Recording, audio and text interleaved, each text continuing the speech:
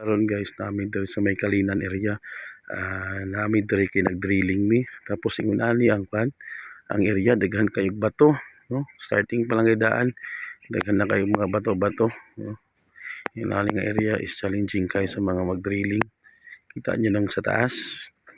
Kanya kang sa kanal na iyang layer, inana gid ang kabato sa area.